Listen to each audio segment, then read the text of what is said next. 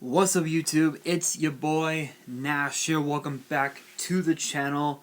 Today I'm going to be giving you guys my predictions for none other than Survivor Series, which is going to be this Sunday on the WWE Network, where it is the best of the best, including The Undertaker's final farewell. Now, it was actually on that Sunday, November 22nd, 1990, was the day that The Undertaker made his impactful debut in WWE, and since then, he has become the measuring stick of WWE, and this Sunday, he will address his final farewell, and one can only assume what he will be saying on Sunday, but this Sunday is about the best of the best, where it is Raw versus SmackDown. Obviously, you guys know last year NXT got involved. NXT is no longer going to be involved this year because they have Takeover War Games, which we found out last night on NXT that there will be 2 War Games matches. The first one will be Team Blackheart versus Team LeRae. Obviously, is being Team Shotzi Blackheart against Team Candice LeRae. And then we have the Undisputed Era against Team McAfee. And I'll be talking about that when I do the predictions for that night. So you guys can definitely look forward to that. But with that being said, let's get into it. So first up, we have the women's 5-on-5 Survivor Series match, which Team Raw consists of the women's tag team champions Nia Jax and Shayna Baszler. Originally, it was supposed to have been Mandy Rose and Dana Brooke, but because that they both got injured at the hands of Baszler and Reckoning from Retribution, it will now be Lacey Evans and Peyton Royce. And also, Lana, of all people. And then, of course, on the SmackDown side, we have Bianca Belair and the Riot Squad. And as for the other two, we don't know exactly who's going to be on Team SmackDown, but I can tell you that whoever it's going to be, it's going to be interesting to say the very least. My assumption, they could choose Bayley, but they could also choose Billie Kay as well, which, who knows? Who knows who they'll pick? Who knows? No one knows who SmackDown will pick. But if I were to predict who would win this one, Team Raw. I'm Team Raw because they have Jackson Baszler, and they're obviously, you guys know, they're gonna let their egos get in the way, and yeah, they're not gonna tag into Evans, they're not gonna tag into Royce, they damn sure won't tag into Lana, so they'll just tag in and out with each other, and yeah, they'll probably beat up everybody. That's just my assumption. I'm not saying anything more about that except that it's probably gonna be a slaughter. Next up, we have the Raw Women's Champion versus the SmackDown Women's Champion, as Asuka will battle Sasha Banks. And I want to point out that we have not seen those two go at it. It's actually been since SummerSlam, so literally it's been about a few months since that came to pass, and I find it interesting. The one thing I find so interesting about this whole year, 2020, is that all the matches with no fans or hardly any at all started with WrestleMania, where there were 18 matches on the card. 18 matches on the card, which was nuts. Absolutely nuts. And it then continued on to what was supposed to have been NXT TakeOver Tampa, which we did not get. Instead, all the matches that were on that would have been on the card for TakeOver Tampa was on NXT TV. And then, of course, we had Money in the Bank. We had TakeOver in Your House. We had Backlash. Then, of course, we had the Horror Show at Extreme Rules. TakeOver 30. And then, of course, SummerSlam, which was the start of the whole Thunderdome thing. Payback, which only happened just a week after SummerSlam. Clash of Champions. TakeOver 31. Hell in a Cell, and now Survivor Series and TakeOver War Games, which that is a pay-per-view that intrigues me. The question is, how are they able to put War Games inside the Capitol Wrestling Center? Maybe they may host it inside the Thunderdome. Actually, you know what? Now that I think about it, that wouldn't be so bad. But yeah. So the last time we had Asuka versus Banks one-on-one at a pay-per-view, obviously it was at SummerSlam. Asuka beat Banks for the Raw Women's title, and Asuka's been champion ever since. Sasha Banks has been SmackDown Women's champion since Hell in a Cell, and her first title defense, she has retained. So her next title defense, she could potentially retain it. Maybe she may lose it. Only time will tell. But this is going to be a match that a lot of people are going to be very interested in, and I'm going to say Asuka just because of the fact that just because of the fact that one-on-one, with no help at all, no nothing, Sasha Banks cannot beat Asuka. She cannot beat Asuka. She has yet to do that, and Asuka will be taking advantage of it. So I'm sticking with Asuka.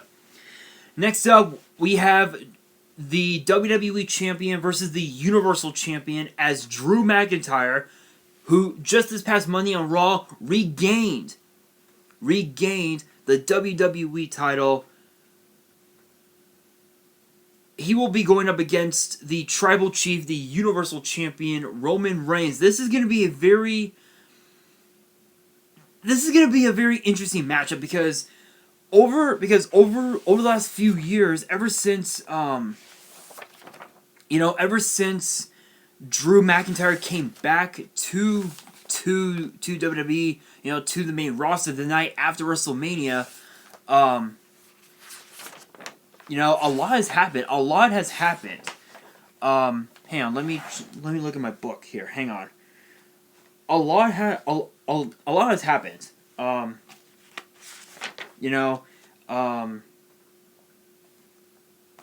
Literally going. I'm literally looking at my book trying to find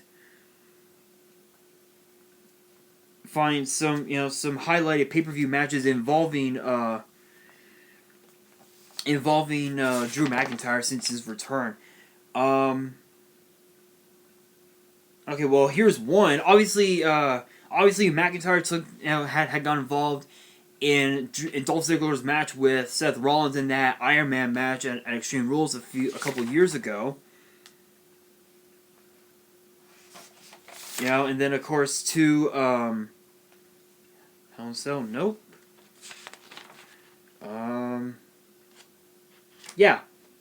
Obviously Ziggler and McIntyre defeating Seth Rollins and the former Dean Ambrose. I guess now his name is, what was it, John something? I don't know. If you guys know who it is, if you guys know his new ring name or something like that, comment below because I have no idea. I don't watch any other wrestling company. I don't watch it. I used to watch like TNA, back in the day, but nowadays it's all WWE. So if you guys know, comment below. But yeah, Rollins and Ambrose for the Raw Tag Titles. And obviously a part, losing to the Shield. He's been a part of some incredible matches, and even more so, and even also one of his notable matches was at WrestleMania, not this past April, but last year in 2019, against Roman Reigns. And fast forward to now, this is going to be a very intriguing matchup because Roman Reigns has held the WWE Championship 3 times. He's also held the Universal Champion title twice. McIntyre has held the WWE title twice. The first time was at WrestleMania this past April, and then, of course, this past Monday on Raw. It's interesting because both these guys are so similar. You know, they're strong, they're powerful, they're quick on their feet, but they're so different from one another in terms of their in-ring style in the ring. You know, Roman is more so committed to his bloodline, to his legacy as part of the Fatu Anoa'i family, while McIntyre is sinking deeper and deeper into his lineage as a Scot, as a Scottish superstar. And Drew McIntyre is the first British-born WWE champion ever. No other superstar from the UK has won the WWE title. Drew McIntyre became the first man to do it, and that right there was huge. This is going to be a match that I'm more so looking into, just because of the fact that both these guys are incredibly gifted in the ring. They are so, as I said, they're so similar but so different from one another. But if I had to put my money, if I was a betting man, I would be betting on Roman Reigns, only because of the fact that he has Paul Heyman and also Jey Uso in his corner. McIntyre has the fans, has the WWE Universe, but in the eyes of Roman Reigns, not even that would be able to save McIntyre from falling victim to the head of the table. So I'm going with Roman Reigns on this one. Next up, we have a match that is WrestleMania worthy in my honest opinion. We have the Raw Tag Team Champions versus the SmackDown Tag Team Champions, the New Day versus the Street Profits. And it's kind of funny that this match is coming to pass because the New Day it feels just like two seconds ago that the New Day were the SmackDown Tag Team Champions and the Street Profits were the Raw Tag Team Champions. But it's funny because during the draft, everybody was eligible, even the champions, and the only titles that switched brands were the Raw and SmackDown tag titles. No other titles were switched, which is very interesting because I kind of figured that the WWE title and the Universal title would switch, thus Roman Reigns going to Raw, McIntyre going to SmackDown. That's what I assumed, but that did not come to pass. But obviously, the New Day and the Street Profits had switched titles, so now the New Day are still 9-time champions, but now the Raw Tag Team Champions, and of course, Street Profits now the SmackDown Tag Team Champions, which is interesting because the Street Profits held the Raw Tag titles for well over 230 days, somewhere around there, and now that reign is now on SmackDown, which is incredible. Both these teams are extremely entertaining, extremely gifted in the ring, but I gotta go with the New Day because of the fact that the New Day have been a cohesive unit for 6 years, and that won't stop anytime soon. So I'm sticking with the New Day. Next up, we have Sami Zayn versus Bobby Lashley.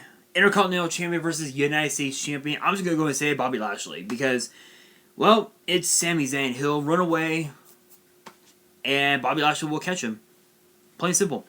Plain and simple. And last but not least, we also have the Men's Survivor Series match. On Team Raw, you have AJ Styles, Keith Lee, Sheamus, Braun Strowman, and Riddle. Yes, Riddle. Not Matt Riddle, just Riddle. I don't know why they changed that, but it's all good. And then for Team SmackDown, you have Kevin Owens, Jey Uso, King Corbin, and Seth Rollins, the SmackDown Savior, where SmackDown is missing one man. No one knows who it is. I don't even know myself. Ooh, excuse me. Excuse me. But honestly, I really don't know who will be the fifth man on Team SmackDown. But this match is going to be interesting because on Raw you have the power and agility of Braun Strowman and Keith Lee. You have the power and technical, and brawling style of Sheamus. You have the quickness and the submission prowess of Riddle, but you also have the mat-based game of AJ Styles. With with SmackDown, you have Kevin Owens, who's more of a brawler, who's more of a brawler. You have Jey Uso, who's a high flyer. You have Baron Corbin, who's a brawler and a power, and brings power to the team. And then you have Seth Rollins, who is more of a high flyer, technical wrestler. But the fifth man, again, no one knows who it is. But if I had to predict this one, I gotta go with Team Raw. I gotta go with Team Raw. Overall, I think.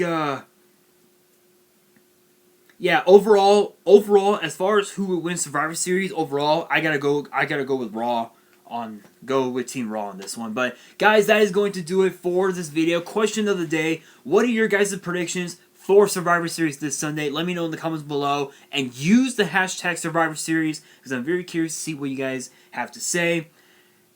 Hopefully you guys enjoyed. If you did, make sure you guys smash the thumbs up button. If you guys are new to the channel and you guys love seeing these prediction videos for WWE and YuGiOh, whether they're pay-per-views, takeovers, or even the ban list, which we are getting another ban list sometime in the next few weeks. So I'm going to be doing a ban list prediction video very, very soon. I might do it in tomorrow's video. But if you guys want to see more of them, definitely hit that subscribe button and hit that notification bell so you guys do not miss out on any new content that comes your way. And be sure to follow me on Twitter and Instagram. All the links are down in the description.